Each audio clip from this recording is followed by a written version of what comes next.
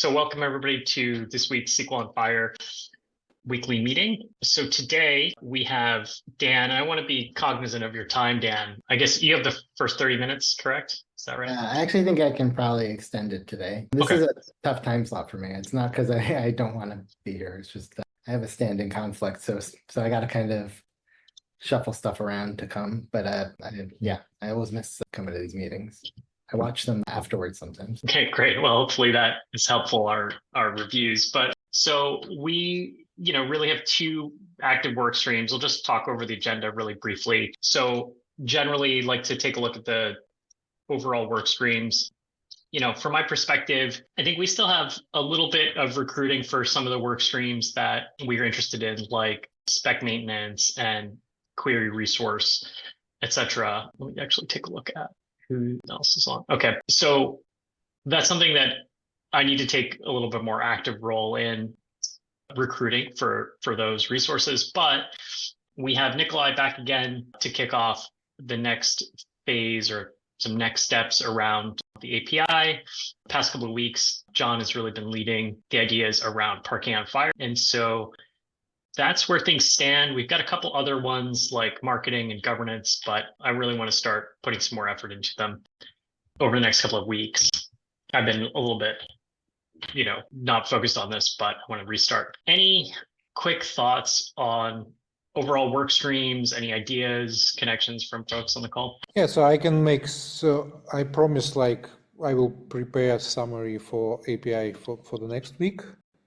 As well, I'm quite close to follow John's advice and build probably simple JavaScript server using our SQL on FHIR reference implementation to have a testing sandbox for API. I think this is a good idea. Mm-hmm. Yeah. As well, so we're moving slowly with the hospital who is interested in a MOP, and to be honest, there was a lot of interest in a MOP in EU Connectathon. I think at the EU working group, HL7 yeah, EU. I can quickly make summary. Yeah. So this is the second EU, they call it marathon, like FHIR marathon, because first one was in Athens last year. This one was at my hometown, in Lisbon. So we spent a week. So there's a Europe project. Guys are working on logical models to exchange patient health data cross-border in Europe. So I forgot all these abbreviations. It's too many. Yeah, but there's groups who are working. Yes, and that the main stuff which is going on marathon. And then I did hands-on session as well for SQL on FHIR. So the guys really like it. So I hope they eventually they will try and maybe make it part of their IGs. So the feedback is very, very promising. Yeah, and when we're talking about every second is asking about OMOP and how it's close to OMOP. That was nice presentation by Turkey guy. They did an open source project Heard something ML. I can find and send the link later. And they did it in FHIR, not in OMOP. And the main claim was that you probably don't need even a MOP to do something like this. And if we empower them with a SQL on FHIR, and he was really interested in it, so maybe people don't even need a MOP to do some machine learning and other stuff if they will be able to use the data directly. Yeah, that's terrific. Yeah, any connections or follow-ups, I can help coordinate that if you want to send me any folks' emails so that I can reach out to them. But yeah, I would love to hear. Yeah, I invited everybody to our working group, so there were few people who were quite serious. I don't see them now. I can try to ping them. Yeah, I think that would be terrific. All right, so yeah, just as usual, let me know any thoughts or ideas on the various work streams.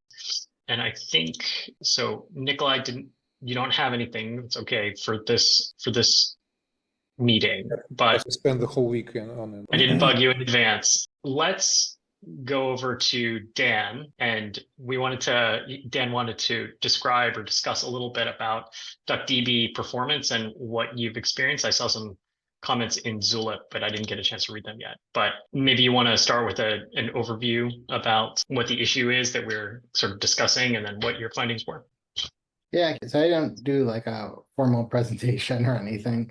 I was just fooling around with trying to see what the performance was like if we were to query directly from DuckDB into a reasonably large Parquet data set with the latest version of DuckDB, because stuff has been changing a lot. In particular, I know they've been working a lot on their out-of-memory processing so that operations that used to be memory constrained aren't anymore. So I wanted to see if some of the work FHIR did, it changed in the latest version of DuckDB or with slightly different queries in DuckDB. Yeah, so that's kind of the short of it. What I found on the NDJSON side is that if you do filtering using Lambda functions, which is a proprietary DuckDB SQL extension, on read, it's way faster than once you materialize and then a nest. So I wanted to see if that held true on Parquet, and it does. So things go from 2 minutes to 2 seconds, basically, depending on whether you're filtering before you materialize or first doing your joining and creating a flattened representation and then filtering on that. So that's one thing. Can you elaborate a little bit? So you mean directly working faster or slower? When you... So it's faster if you do your where clause kind of in an expression before you do in a nest to flatten. And so the way you can do that is you can traverse the array directly and do your filtering there. So basically have a where clause where you traverse the array and look at the values as part of your query versus a nesting and then filtering on that. And so theoretically those should be the same if the SQL is fully optimized, but it seems like an optimization they don't currently do. So because you're in the end ending up with the same output data set, you shouldn't have any difference, but you do. You have a pretty big difference, just I think the way they've implemented this. So that's kind of one thing. And I did it on kind of extension to Cynthia. And so I generated some data with, I forget what I did. Let's see, 400,000 patients and 84 million observations. So not a huge data set, but big enough to maybe see differences in different types of querying, and returning about 300,000 rows. So it took about 2 minutes to do FHIR's query just with the unnesting. And then if you do the pre-filtering, it goes down a lot. And then the interesting thing to me, which maybe points to my lack of experience with Parquet, and these are maybe not optimized Parquet files, but on doing it on kind of raw NDJSON. So I had Cynthia output a 75 gigabyte observation.ndjson file.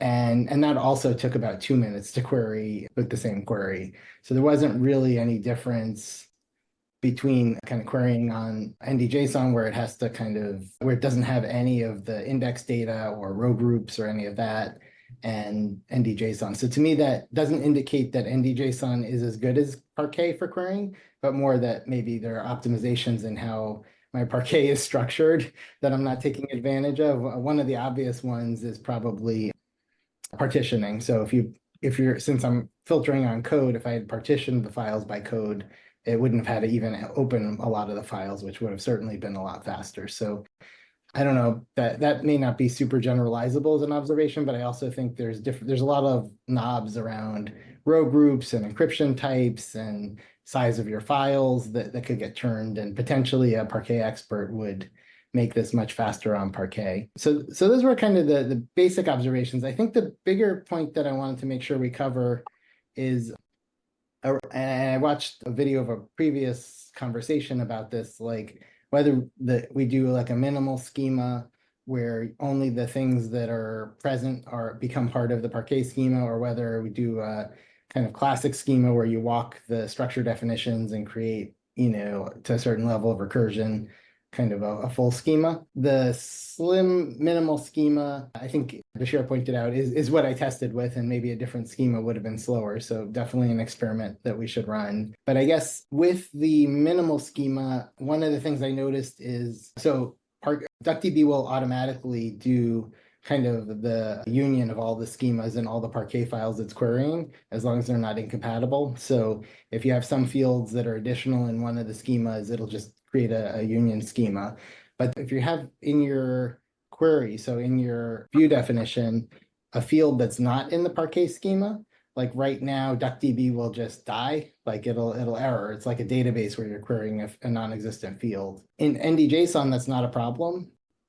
because it imposes the schema. The files have no schema, right? So it imposes that at the database level. So as long as you impose the schema that has the fields that you need, you're okay querying them. But in Parquet, it's more of an issue. So if you wanted to like pre-compile a SQL schema and run it against some Parquet files that are unknown to you, if you happen to be looking for a field, even if you're allowing it to be null, so like if it's a for each or null or something, it'll error if that field is not in any of the Parquet files. So you have that issue in the minimal schema. In a full schema, as long as you're not going down more levels of recursion than you have, you wouldn't have that issue because the element would be present as null. So that's maybe less of an issue if you're able to introspect kind of all of your files before querying them, but before kind of compiling the SQL and FHIR view definition. But that was something I was thinking about a little bit, that may be a challenge that we have. Anyway, sorry, that was kind of my brain dump of what I was kind of playing with over the last week. Certainly want to hear what other folks think. Oh, and now I'm glancing at the screen and I'm seeing Bashir has a hand up, so maybe you want to jump in. Sure. Yeah. I mean, first of all, thanks for reporting and doing the experiments. That was great. That you actually generated. This seems very good. I said as well. I could have put some places that you can download. That was quick, at least. Yeah. I'm glad that actually it worked. So it was not broken. Yeah. The tool was not broken. So for the the doing the filtering versus the join, and so is your theory that am I understanding correctly that your theory is that when you do the join first, it basically reads everything, does the join, and then do the filtering, and that's what basically. Okay, yeah. And in theory, the SQL optimizer should handle that, but it doesn't. Yeah. I can make a few comments. When I play it with a DuckDB, I think it has its own in-memory representation, which is non-NDJSON, non-Parquet.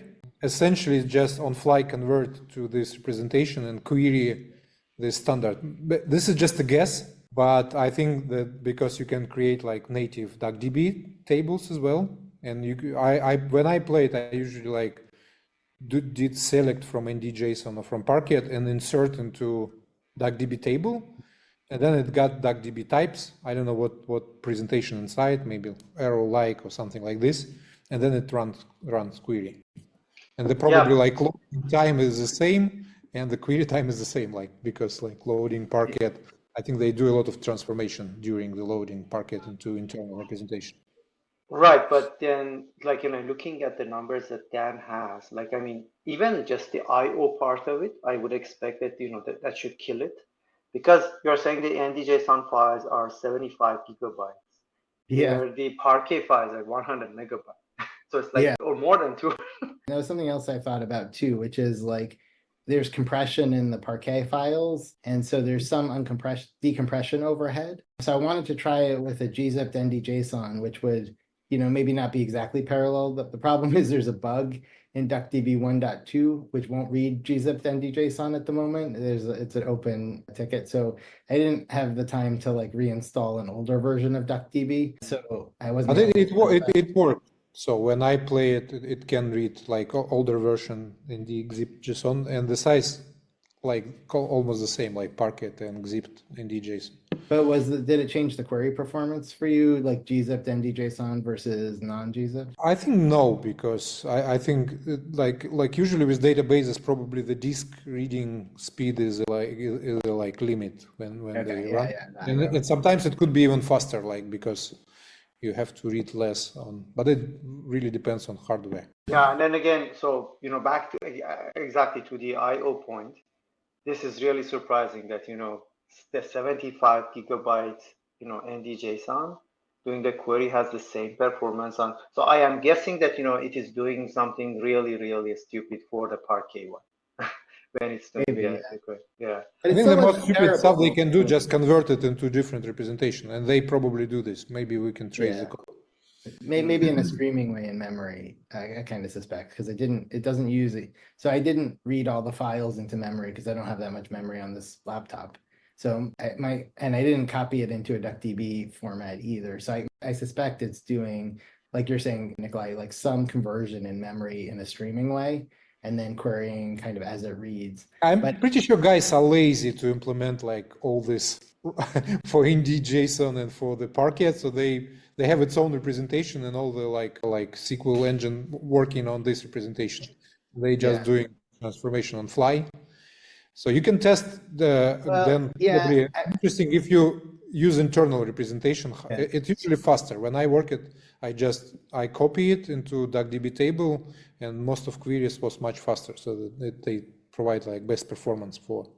Well, they're probably indexing as you copy it in as well to some extent, or something, right? Probably yes. I think one of the main factors with the Parquet is if you have a smart engine that's doing all the optimizations that benefit using Parquet, is it doesn't load in the whole Parquet file at all. It just grabs the slices that it needs. So the IO is dramatically less because not only is it's only grabbing a subset of the file, but in order to do that effectively, you need all those smart optimizations like the predicate push down all the way through in order to figure out all the dependencies through the query and figure out the smallest possible amount of data to pluck out of the Parquet file. So maybe the DuckDB query engine just hasn't implemented all the prerequisites for that to happen effectively.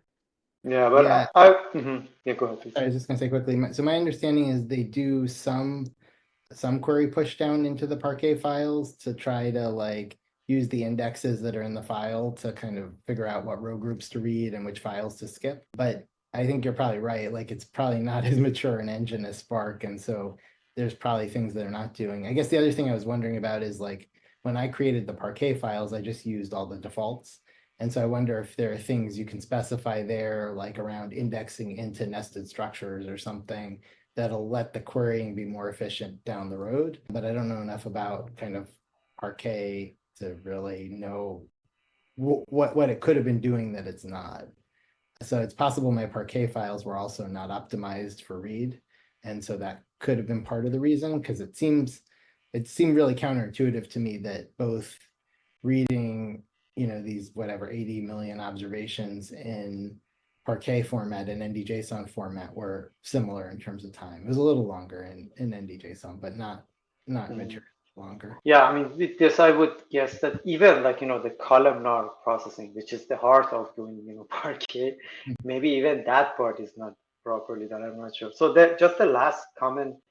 So last meeting, I think you were not here. I think that issue of having fields that are not present in the SQL is, I think that's one of the main issues that we need to discuss with the minimal format. And with John last week, we discussed this, I think, thoroughly. And I have been lazy not writing this down. We should, I guess, probably write down the goals that we have from Parquet on FHIR and then see where we are with different goals. So I have to step in here, but completely agree with Bashir. And I actually took a stab at this, at least to reflect the conversation that we had, not take like a specific stance.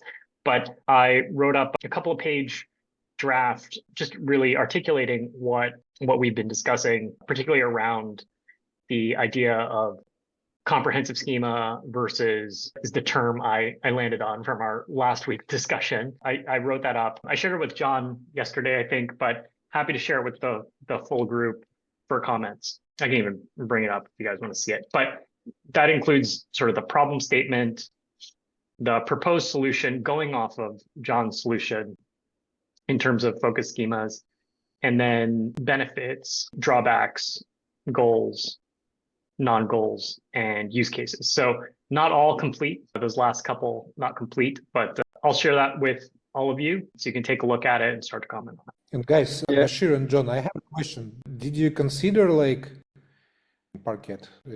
Have you worked with this? Do you know like how it impacts performance? I haven't. I'm not sure if I know what that is exactly. Can you expand on that a little bit more? So when I like read about like Parquet, so you can create like encoding, which will kind of replace, for example, like repeating strings with the numbers. When I read like about the specs, so you may put this into the schema and describe that this, let's say, gender Yes, it will be quite long string, but if you encode it like 1 and 0, it may take, I don't know, 1 byte or something like this per the record.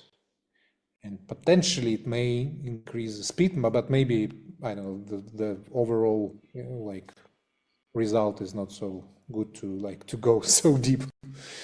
But because FHIR has a lot of coding stuff, yes, so potentially that potentially could be very efficient in coding. So we did this So are manually. you talking about, oh, Yeah. sorry, I was just saying, are you talking about like an alternative to the default compression? Like, because I know that I've only ever used the snappy algorithm, which I think is the No, one I think that it's called Spark uses by complement. So it's called kind of logical encoding.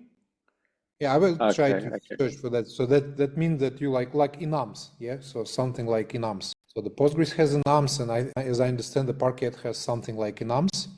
So if I do have a like dictionary, I can replace with like I don't know, few bytes instead of strings. Okay, that's a good idea. I haven't looked into that.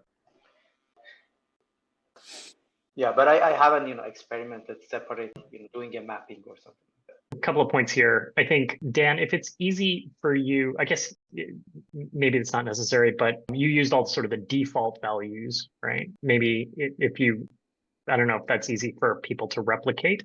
Maybe it is. And then I think potentially we could have, a section of the specification that goes into these optimizations of the Parquet structure, right? And parameters, these are not about the logic and the models and schemas itself, but meta above that in terms of that. How does that sound to folks? Add that as an optional section. Yeah, well, I guess I was kind of waiting for us to complete this discussion about like comprehensive versus focused. I quite like that. I've had a few different, what was the other one? Someone came up with a different one, but I've been searching for good words for these, so thank you. I mean, I can But go yeah, over my doc if people want. I think that kind of lends itself well to that profile concept, because I think less capable runners don't want to have to care. Perhaps more capable ones can make that completely invisible. And what does that look like in different implementations? So I did a demonstration of how that would look in Spark, and it works quite well in Spark. It's almost no overhead to do it in Spark. One idea I had with, and so a really brute force way of doing it is to kind. Sorry, John, to interrupt. So when you say no overhead, do you mean the merging part, no overhead, or the query part you're talking? The query part. Okay. So in Spark, you can merge, but you can also just have an expression that effectively does like a, if statement on, and because it all gets compiled into an expression that doesn't have any impact on the query plan anyway, it's close to no overhead, I would say. But there's more than one way to do this. So you can either take the minimal thing and union it with a maximal thing and turn it into a maximal thing.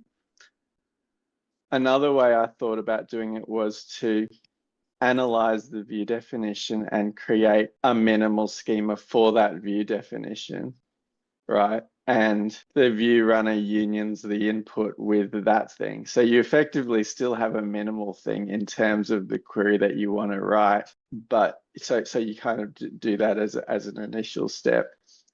Yeah, that's what I just to put in that. That's what I do in FlatQuack for NDJSON is I basically create a minimal schema out of kind of all the view definition FHIR paths taken together, and then use that as kind of what gets read for NDJSON. But at least in DuckDB, you can't do that right now for Parquet because it basically assumes that the Parquet schema it does it internally. It'll combine. It'll do the merging between whatever Parquet files you reference, but it won't let you overlay that with a query. So you could do something really hacky, like write a file of nulls with the schema you care about, and that way you wouldn't get errors if you reference those. But there's no, at least today, there's no clean way to do that in DuckDB. I don't know if that's I don't know that should push us one way or another, but right now it is challenging to write kind of a generic runner for Parquet unless you know the schema of the Parquet files. Yeah, and actually, so then on that question, John, since you have done some experiments with the minimal schema in Spark, how does the Spark handle that? So let's say I have a query that is addressing a field that is not in my schema, and then you run that query on the Parquet files that doesn't have that field. Does it gracefully handle that or no? The way so I think I might have misspoke a little bit before, but I think the way that, now that I'm thinking back to it, the way that it does it is effectively in code introspects the schema and conditionally injects things into the query. So that way you kind of optimize the query yourself before you actually execute it. Now, whether that's possible, whether that same approach is possible in DuckDB or not, I'm not sure.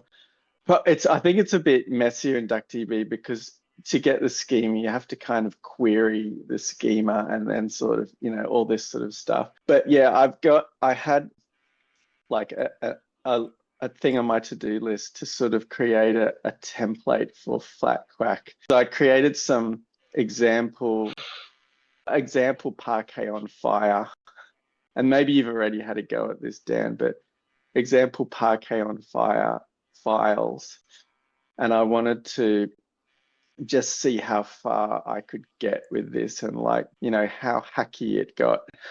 But I mean, yeah, it would be super clean as long as all the fields in at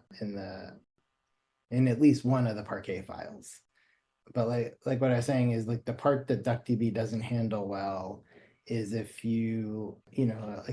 particularly if you have a nested item, which is hard to even get the schema for, that's not present and you're trying to query it, the query will just error. It won't return null.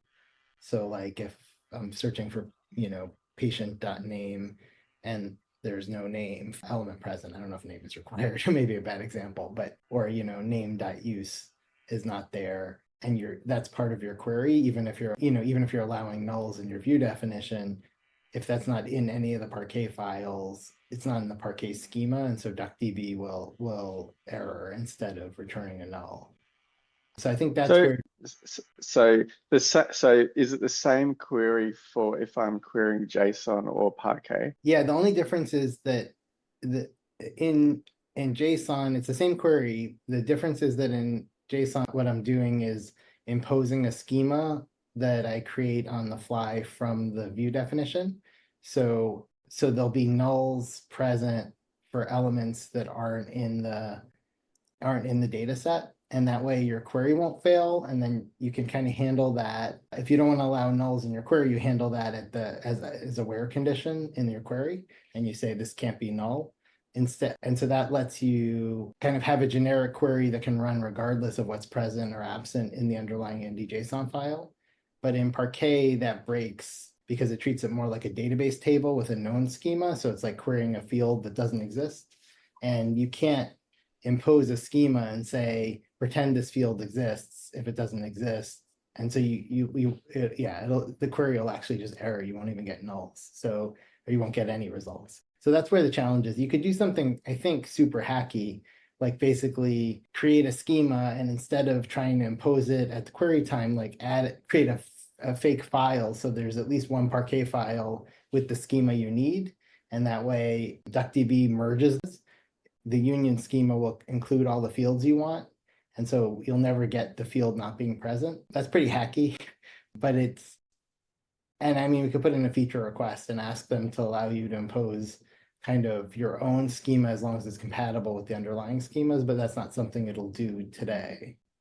So short version is, so it'll work directly in FlatQuack because it's the same SQL and you just create a template for it, but it'll only work if if you're not querying any field that doesn't exist. I think so, and Nikolai might be able to confirm this, but if you're querying JSON in Postgres and you traverse to some non-existent thing, you can just get it null, right? Yeah, in Postgres, it is completely dynamic model, so there is no schema. So the JSON encoded just like a binary string, so no schema at all. So it just interprets the JSON path as is It's just walking this linked data structure in memory and like picking what you're asking. So it could be even conflict in schema. So one JSON could have like number, another JSON may have an array of objects. It's okay for Postgres. It doesn't care. So I should qualify. is it- a second. I was just going to ask, like, so is it not possible to write? So if we forget about FHIR and SQL and FHIR and everything for a minute, is it possible to write a DuckDB query over JSON? So I just load a JSON in. I guess it just infers the schema, and I write a query about what I hope is going to be in there. How does that work? Yeah, so there's a little bit of subtlety there that I glossed over. So there's two things happening. So you can actually, if you query JSON as JSON, like you have a JSON type in a column, then it imposes the schema when you query, and it won't error if you traverse into something that's not there. But the problem is that's super slow. And so what I do is when I read the ND-JSON files, it'll either impose its own schema by guessing, right? And that can error. There's different options. You can tell it how many rows to sample before it guesses. But if you sample only the first 5 rows and there's an element present in row 6, it'll error if it hits that element because it's not part of the schema it's generated. So what I do is I tell it a schema, and then it doesn't guess a schema. And so that way, regardless of what's in the first couple rows, it'll read into its internal structs and array and lists, that's named for arrays, from that ND-JSON file. And then because it has an actual schema in memory, you won't have errors, but you can't traverse into anything that's not in that schema. Similar to Postgres, if you actually store a JSON type in a column, then you don't have any schema imposed, and that you can like do whatever you want and it won't error, but it'll be super slow to query. No, it's not so super slow. Oh, sorry, in DuckDB it'll be super slow. Yeah. I wasn't thinking Postgres. I think DuckDB just like parsing string on fly, so it doesn't have binary representation of JSON. That's right. Yeah, there's no BSON situation. Yeah, okay. So, yeah, sorry, Bashir, you go. No, I was just saying that, thinking that maybe we shouldn't also fixate too much on DuckDB, because I think the way that DuckDB handles Parquet files is probably, questionable in terms of performance. And I personally actually like the minimal schema approach. I think it's very nice because, all of them are like a subset of the wide schema or the comprehensive schema, basically. My only concern is that, I like to have at least one engine that process Parquet files well, like Spark, for example, and can handle like missing fields. That's why I was asking you, John, that, if you have done this experiment, because if a Spark can handle it, I think it will error. I think if you are in your SQL, you have a field that is not in the schema. But if it can handle it and it can handle it well, like, it's performant, then I think it's a great point, because for the minimal schema, we should, try that. The other thing is that maybe, again, another reason that I think we should probably not try to focus too much on DuckDB for the Parquet question is Spark is the most performant, which is, I think, the most performant that I know of in the open source tools. Then maybe we should make that one our basically target, like, test everything against Spark maybe for Parquet. Yeah, I'm still optimistic that we can get something like DuckDB working well with this, but I think we should also bring other things in. Like I can test again. If ClickHouse is a little bit more mature than DuckDB, providing kind of similar experience, and I can test your files against ClickHouse because we started experimenting with it. Yeah, I think, I'm not super familiar with ClickHouse, but I think it in a continuum of systems, it's more towards the DuckDB side. So what I would like to see is a range of system archetypes, Spark being one, DuckDB, which is just popular, but ClickHouse maybe in the third bucket. There's an AWS Athena, so it could be BigQuery. Redshift, Redshift, BigQuery, Athena, Snowflake, Databricks, like those, the cloud vendor. So that's how I see those 3 buckets. Does that grouping make sense to folks, at least as an initial start? Of course, we want all of them, but like ClickHouse sounds like the next best action here. Yeah. Okay. I can deal with that. So Yeah, it makes sense. The only minor thing is, I mean, Databricks is probably similar to Spark, so it would be probably get same performance profile.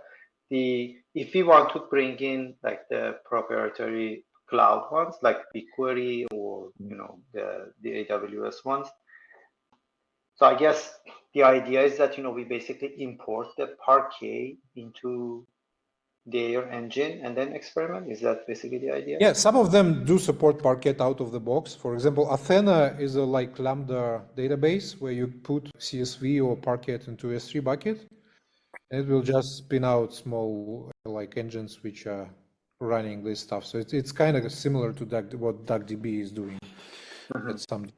And yeah, BigQuery also I think supports it. There is also a step that you can transform, like you can read Parquet and then transform it into BigQuery format. I think you can avoid that, but I think if you do it, it's more performant. I don't know the performance difference, but you still have to have the same considerations about what that BigQuery format looks like, right? I guess it's an opportunity to maybe, turn a minimal schema into a maximal or a whatever the one in between is. Yeah, look, because the BigQuery internal format is pretty similar to Parquet, right? Like it's a typed thing. I think it's a mother of Parquet, yes, so Dremel paper. yeah. Well, I mean, they have gone some other generation of it, but I think that's actually an interesting experiment, meaning that we try to feed two different schemas that are compatible with each other into the same BigQuery table, and then see how it handles it. Yeah. Sorry, Dan, you have your. No, that's fine. I didn't want to cut off the discussion.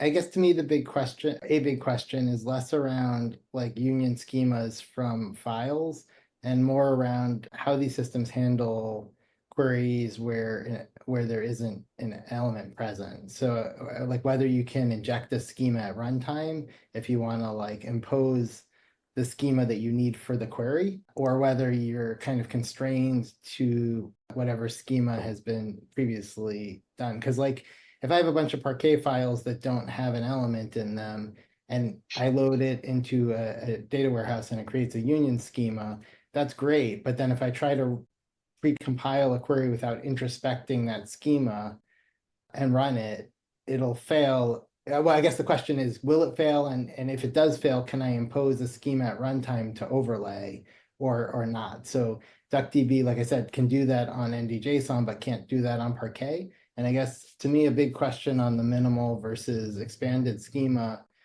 question is like what other engines do in that scenario, because I think what we could always require that the runner kind of introspect the data in the engine and the schema, and then decide, kind of modify the view definition on the fly during compilation.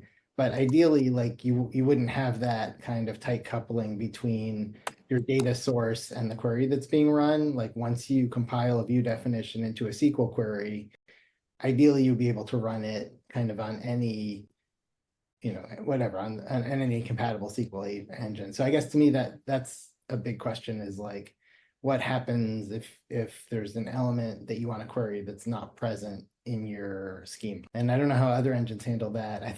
DuckDB doesn't do a great job. It sounds like Spark maybe does better.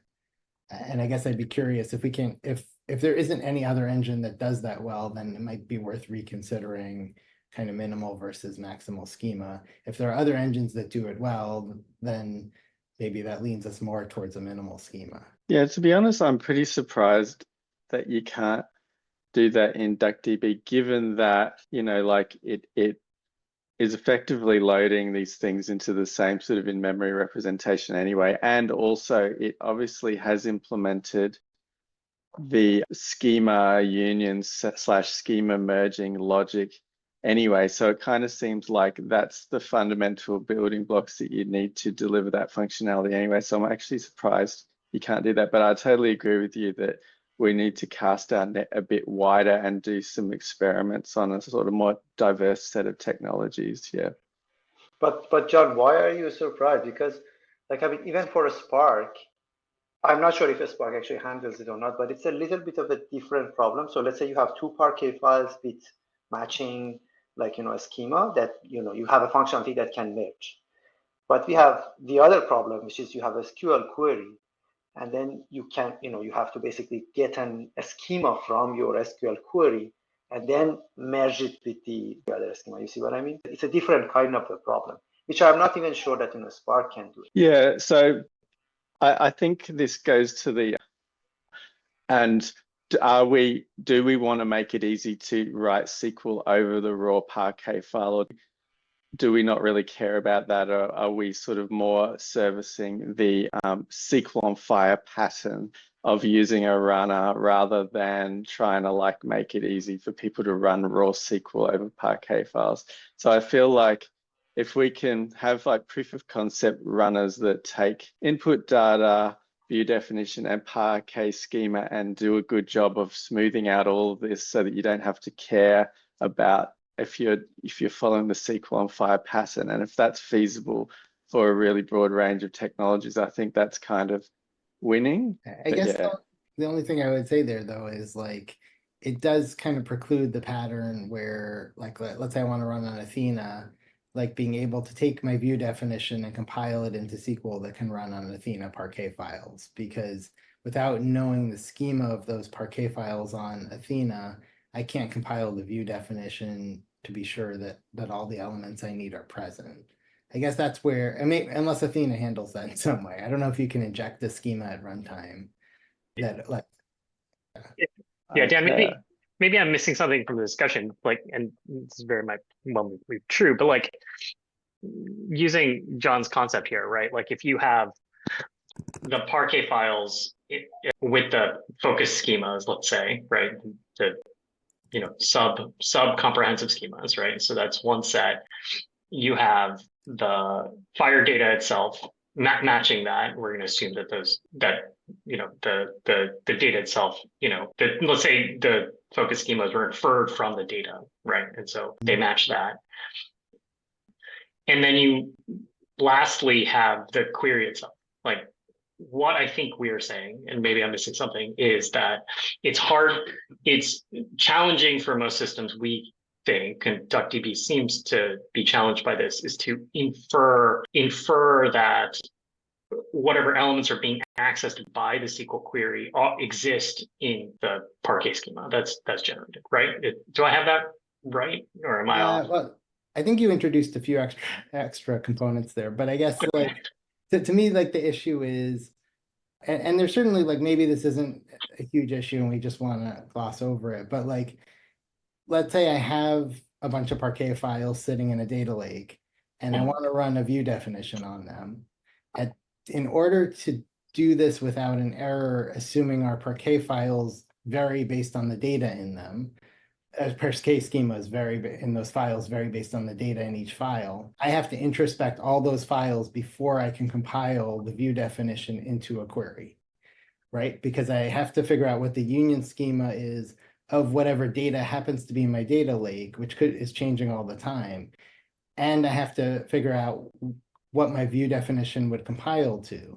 And so I think it's okay in terms of like certainly a thing that you could do technologically, but it does introduce a tight coupling between the compilation of the query and the introspection of your data lake. And so I guess to me, ideally, I don't know if you have a maximal schema, on the other hand, in your Parquet files, then you don't have that same tight coupling unless you're doing like super levels of recursion that aren't already in your schema.